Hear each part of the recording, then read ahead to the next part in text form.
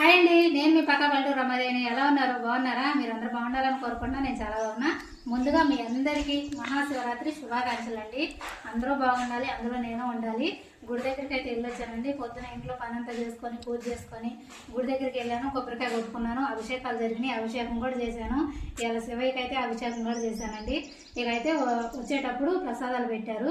ఇదిగోండి, పొంగలి, కేసరి, మళ్ళీ పులిహార, మళ్ళీ అభిషేకం చేసిన తీర్థం, పానకం, దద్దోజనం, ఈ మొత్తం అనమాట.